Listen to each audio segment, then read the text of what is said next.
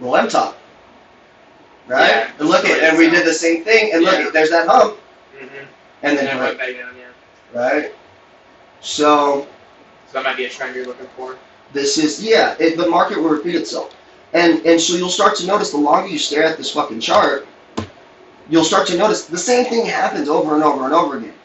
So you'll start noticing that like the market's doing like this weird like hump thing. You're like, wait, I've seen this before. Or it's doing like this weird trend thing where it's like it's trending upwards and then breaking down.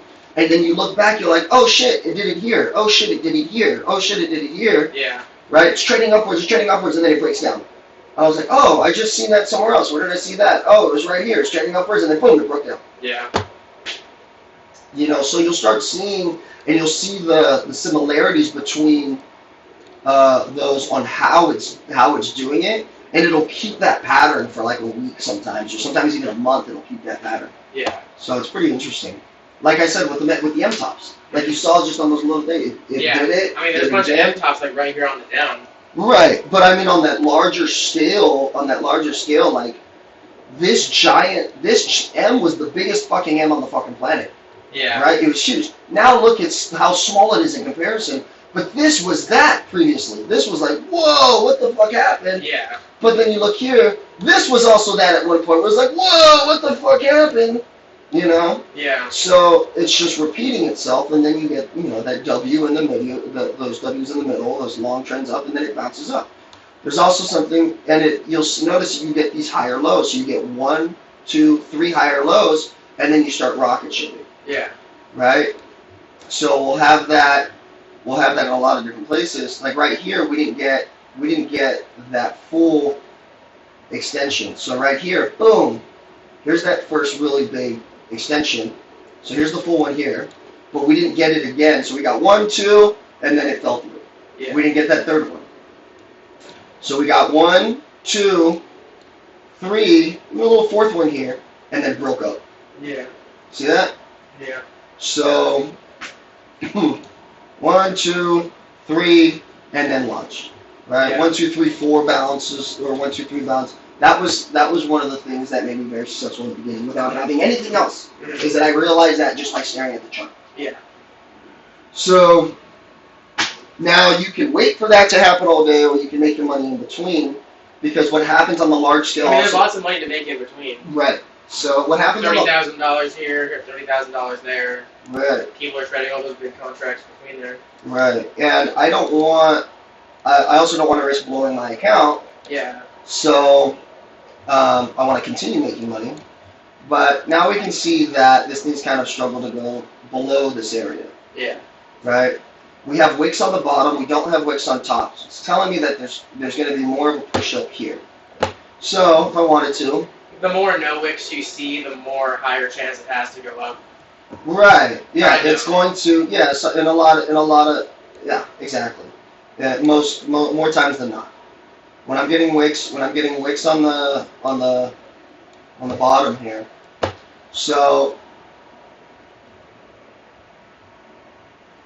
we have this immediate section here. I still want to be patient. I want to wait. I want to be able to hit this one time. I don't like this risk to reward. Yeah. So I stay out of it. Right? I don't want a 1-to-1. Yeah. Or a 1-to-2. So I stay out of it. And I wait for my opportunity. However, if this thing starts coming back down, flop it or switch it and flop it. Now I like my odds on this coming from here, rejecting from here, and then playing this to that area that we mentioned. Yeah. Even if it's just to the top of this. Yeah. I like my odds now. Now I've got a 1-to-7. Yeah. And this is on micros. Yeah. Micros. I can lower this. You know what? I don't even need that much fucking money. I'll do fucking 3 micros. Yeah. That's fine. I'll risk $500 because I also have to look at how much money do I have in my account. Well, I've got $4,000 over the 50. So do I really want to risk $1,000? Yeah. No, I don't. I'll risk $500 to make $4K though. Yeah, for sure. Cool. So now, do I play it up to here? Like I said, there's too many ifs, ands, or buts for me to want to play this upwards. Yeah. If I see a W now, and by a W, it has to complete the top. Yeah. It has to go. It has to meet this level. It's not a W if it has dies. to hit the blue, yeah. If it no, it has to go. It has to meet the wick. Yeah, the top, winning point of the last one. Yeah, it has to. It has to flatline. I'd rather just draw it actually, because I think it's better visually, especially for the video. But it has to flatline. Right. So we got that one, and it has to flatline on that area to where we get a full completion. So if it doesn't, then it's not a W. Yeah. And we could be looking at something else. Yeah.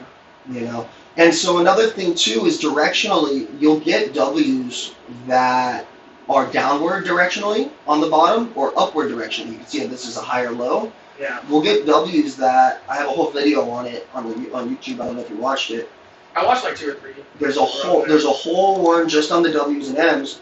You get the upward W's, and then you also get downward W's, where it shows that we're going to be pushing downwards, like right here, right? You kind of have like a downward W formation. We find a better section. Probably just go to the top right here. Not the best areas here, but we have below kind of a tweaked downward W, or like right here, you can see kind of a tweaked downward W. See how it's a W? Yeah, right there. But it's downward because we're still making lower lows. Yeah, upside down W. Yeah. Right. So, but this isn't really a W at this point. This is too big of a drop for it to be a W. Yeah. You want something like, honestly, that section where we had, like this area down here was really good. We had a lot of W's down here. A lot of fucking W's. So we had these micro downward W's right here in the middle. And there was so you see there's like a little downward W right here. Yeah. And what ended up happening, we ended up coming downwards. Right?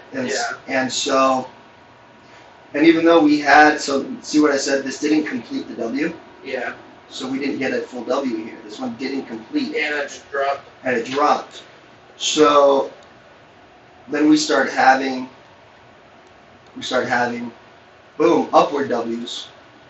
Right? So we have, boom, with a higher low, right, with that completion. Yeah.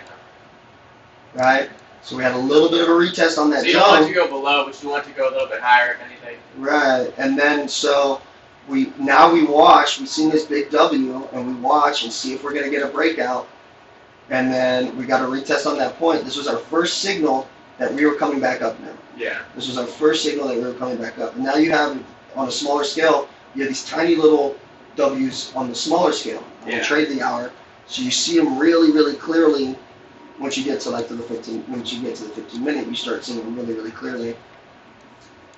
To where those W's, look at boom, upward W, upwards, right? You have an upward W right here, launch. So those W's are really good identifiers, but sometimes you have to wait and see, okay, are we actually breaking out? And if you get lucky, if you catch that bounce right here off the bottom, because you know that you have your trend line here, cool, it's a perfect entry. I'm going to hit that. I'm going to enter in. My risk is just below it. I'm going to enter in right here, and I'll ride that thing and see if it breaks out. I'll trail my stop. I'll see if it breaks out. And if it returns, my stop loss will be in profit. What that means is if I Even if you lose, you're going to make money. Right. So, yeah, exactly. So, as this thing moves upwards, say my TP is up here, right? My stop loss is here. So as this thing moves upwards, I'm moving the stop into profits, into profits, into profits, into profits, into profits as this thing trails up. And generally what I like to do is use the previous levels to hide behind. Yeah. So a lot of times, like with the shorts, say I was coming up here. Right? TP is down here. This is my stop. So now, where is this? Take profit. Yeah. So I entered here, right? My thing was right behind this, and then I trailed. So boom, there's my first little ledge. The thing comes down, makes a second little ledge for me. Cool. Now I had it behind that ledge, keeps coming down, makes another little ledge. Cool. I trail it. Boom, we're in profit.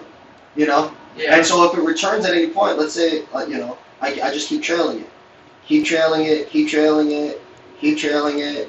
Keep trailing it. So you can trail both like your profit and your stop Just keep loss pushing profit. it down. Fuck it. Push this, and this thing's still going. Push it down, and then I'm right here. I'm hiding behind this one, and then what happened? Boom, came back up, got me. Cool, I'm out. Make 52. Yeah. Well, cool with that. Now it ended up returning. It hit that fucking TP. So having it, being sure that you're not trailing too close, right? Yeah. Looking for absolute areas, but giving your thing a little bit of room to breathe. And then, if that one didn't get me, let's say I'm still behind here as this one, I'm still watching this one as it's formulating, comes back down, cool. This one definitely would have got me. As soon as I would have seen this area forming, and it just kind of I would have been kind of right here, right over this shoulder, just watching it, just because I want to make sure that I'm protecting my fence. So, pretty much how it works, man. Other than that, I mean, there's a lot more to learn. It takes a lot of time behind the screen just to make sure that you're really familiar with what the market's been doing, staying in tune with it, things like that. But